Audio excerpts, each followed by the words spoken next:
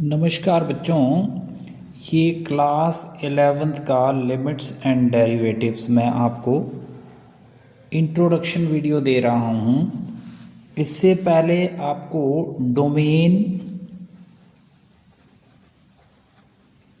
Range, ये चीज़ पता होनी चाहिए। एक कॉन्सेप्ट को डोमेन भी है, वो अभी हमारे काम का नहीं है। जिसने रिलेशन एंड फंक्शन पढ़ा है उसको पता चलेगा, ठीक है, अच्छे से कि डोमेन और रेंज क्या है। लेकिन कोई बात नहीं, घबराने वाली बात नहीं है। जैसे हमारे पास कोई फंक्शन है y = f(x), यहाँ पे आप इनपुट डालते जाओगे और यहाँ पे आउटपुट आएगी। जैसे ग्राफ में भी करते हैं ना आप, राइट।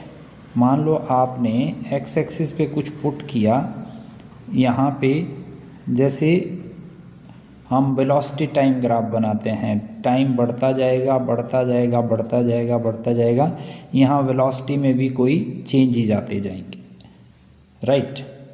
तो उस चेंज के लिए जब हम कोई लिमिट फिक्स करेंगे, उस लिमिट को ही हम लिमिट्स बोलते हैं, राइट। लिमिट का मतलब होता है, जैसे मान लो दो बातें होती है लिमिट में। एक तो ऐसे जैसे यहाँ से आपने 360 का फंक्शन पूरा करना है यहाँ तक, राइट। तो आपने क्या किया, 90 डिग्री की लिमिट पुट कर दी कि 90 डिग्री के सारे ट्रिग्नोमेट्रिकल फंक्शन हम देखेंगे, फिर फंक्शन को यहाँ पे ज़ीरो कर देंगे, फिर यहाँ से यहाँ तक सारे देखेंगे, फिर यहाँ पे फंक्शन ज़ीरो कर देंगे, फिर दोबारा शुरू करेंगे यहाँ से फंक्शन, फिर यहाँ ज़ीरो कर देंगे, फिर यहाँ से फंक्शन शुरू करेंगे, फिर यहाँ ज़ीरो। इसका मतलब आपने 90 की एक लिमिट पुट कर दी। इतनी बात समझ में आई? कहने का मतलब जैसे मान लो हमारा पेन यहाँ से ऐसे रिवॉल्व हो रहा है, धीरे धीरे धीरे धीरे धीरे। देखो यहाँ पे इस फॉर्म पे देखो जरा, एंगल बढ़ता जा रहा है बढ़ता जा रहा है बढ़ता जा रहा है बढ़ता जा रहा है। दो ये बढ़ता जा रहा है और ये कहाँ तक बढ़ता जा रहा है, ये 90 की ओर जा रहा है, मतलब 90 की तरफ जा रहा है, यानी 89.9999 लास्ट पॉइंट तक भी ये बढ़ता जा रहा है। लेकिन जैसे ही ये 9 पे ऐसे ओवरलेप होगा, तो यहाँ पे हम जो है ना π/2 पे फंक्शन को फिर से ज़ीरो कर देंगे, फिर हम π/2 से स्टार्ट करेंगे और फिर चलेंगे हम इस फंक्शन को इस साइड की ओर, और यहाँ पे ये पाई तक, फिर यहाँ ज़ीरो कर देंगे पाई पे, फिर इधर से चलेंगे फिर 3 पाई पर, फिर यहाँ ज़ीरो कर देंगे, यहाँ से चलेंगे फिर 360 पे जो है 2 पाई पे ये फंक्शन पूरा हो जाएगा, राइट। इसका मतलब हमने क्या किया, 90 की एक लिमिट फिक्स की कि 90 तक तो हम करेंगे फंक्शन की सारी ट्रिग्नोमेट्रिकल रेशियो को कैलकुलेट, लेकिन जैसे ही ये 90 पे ओवरलैप होगा, हम फंक्शन को फिर ज़ीरो करके फिर से दोबारा शुरू कर देंगे। अंडरस्टूड? ये लिमिट होती है। लिमिट में दूसरा कॉन्सेप्ट होता है एक नेबरहुड का कॉन्सेप्ट। इससे आपको बहुत ज़्यादा क्लियर हो जाएगी। मान लो ये 0 है, इधर 1 है, इधर 2 है, इधर 3 है, इधर -1 है, इधर -2 है और इधर -3 है।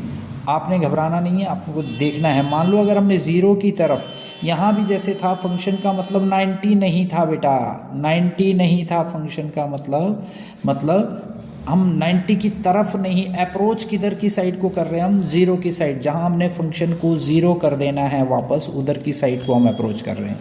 यहाँ भी लिमिट को आप ऐसे इस तरीके से लिखोगे, जैसे लिमिट x टेंड्स टू 0 या अप्रोचेस टू 0। इसका मतलब होता है कि हम पूरा 0 पे सवार नहीं हो जाएंगे। 0 पे जो है ना फंक्शन हम देखेंगे नहीं, हम 0 की तरफ बढ़ रहे हैं। और दो टाइप से बढ़ सकते हैं। ये देखो, नेबरहुड का मतलब है 0 के नेबरहुड में या तो -1 है, 0 के नेबरहुड में या 1 है। अब क्लोजेस्ट नेबरहुड की तरफ आने के लिए या तो हम लेफ्ट हैंड लिमिट लगाएंगे, राइट, या क्लोजेस्ट नेबरहुड में आने के लिए राइट हैंड लिमिट लगाएंगे। इधर से डिक्रीज हो रही है वैल्यू, इधर से इंक्रीज हो रही है वैल्यू, ठीक है। यहाँ 0 इससे बड़ा है, यहाँ 0 इससे छोटा है। लेकिन नेबरहुड का मतलब या तो ये हुआ 1 और -1, या तो फिर नेबरहुड का जो मतलब है मैं वो आपको समझाता हूँ अभी। नेबरहुड का क्या मतलब हो गया कि मान लो एक ग्राफ से डिनोट करते हैं हम इसको। लेट्स सी, ये ग्राफ बनाया आपने x, राइट।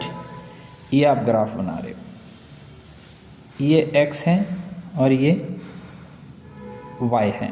तो ग्राफ जो अप्रोच हो रहा है आपका, जैसे मान लो 1.97, कहाँ से शुरू किया था आपने, मतलब 0 पे आने के लिए, या मान लो 0 भी नहीं, आपने 1 पे आना है। मान लो आपने 1 का नेबरहुड देखना है, तो 1 के लिए कैसे आ सकते हैं आप, या तो 0 से आ सकते हैं या तो फिर 2 से आ सकते हैं, इज़न्ट इट।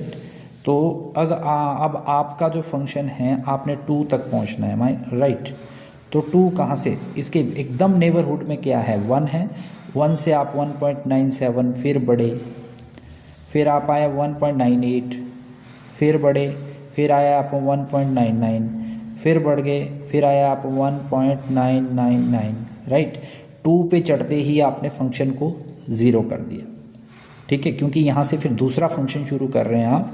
जैसे आप यहाँ से नीचे की ओर घटे, 3 से नीचे की ओर घटे, राइट, 3.09 ऐसे करके आप 2.03, राइट, फिर यहाँ से घटे आप 2.02, ऐसे आते गए 2.01, क्लोज़र टू 2 आया। आप जैसे ही आपने 2 पे चढ़े, आप 2 पे आपने फंक्शन को यहाँ पे अप्रोच किया, यहाँ फंक्शन को आपने 0 कर दिया। तो इसका मतलब आपने एक लिमिट फिक्स कर दी, ठीक है, यानी यहाँ से 1 पॉइंट बाहर नहीं जाना है, यहाँ से 1 पॉइंट बाहर नहीं जाना है, ठीक है। और अगर 2 लिमिट फिक्स की तो यहाँ 2 से बियॉन्ड नहीं जाना है, यहाँ 2 से बियॉन्ड नहीं जाना है।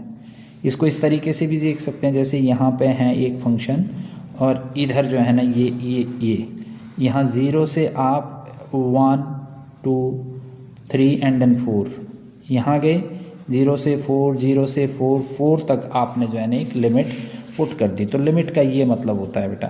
अब जैसे ही आप मान लो एक कोई फंक्शन है आपके पास, f of x is equals to x plus 5l, let say, ठीक है।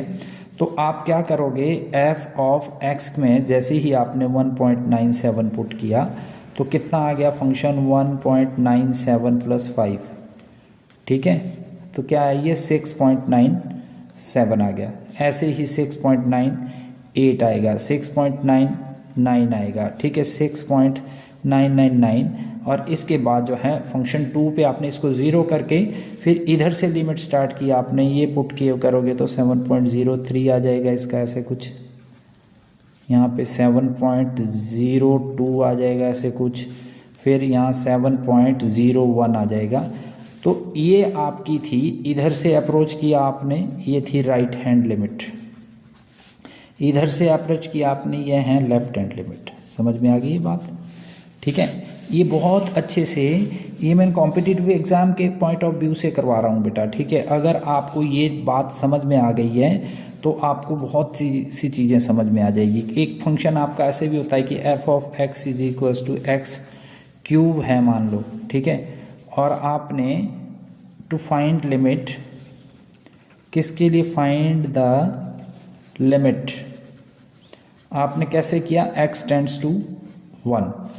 तो इसको भी आप ग्राफ के पॉइंट ऑफ व्यू से ऐसे फाइंड कर सकते। देखिए ग्राफ के पॉइंट ऑफ व्यू से कैसे फाइंड, ग्राफ के द्वारा कैसे, ये x हैं, ये y हैं, ठीक है। मान लो 1 की तरफ x is equals to x tends to 1, approaches to 1, तो यहाँ पे 1 कहने का मतलब 0.9, 0 से आओगे आप, इसके नेबरहुड में 0 होती है, 0.99 होगा, फिर 0.999 होगा, फिर यहाँ 1 पे 0 कर दिया।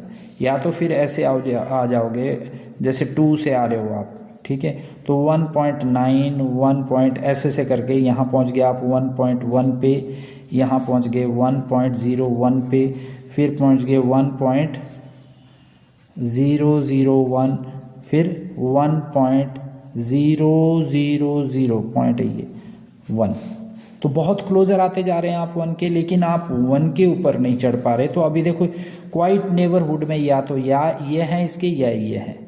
अगर ये पॉइंट्स बीच में छोड़ दें तो इस साइड को 0 है, इस साइड को 2 है इसके नेबरहुड में। ये बात समझ में आई। तो इसकी वैल्यू आ जाएगी, ये देखो f ऑफ x में जैसे आपने 0.9 पुट किया तो 9 9 जा 81, 9 जा 729, राइट। तो यहाँ होगा 0.729, ऐसे ही कुछ 0.97299 इसका भी आता है 0.997000299 ऐसे आता जाता है। ये आप अप्रोच करते जाएंगे इसको। इस साइड से भी 1.0303 ये वैल्यूज़, मतलब ये आपका डोमेन है।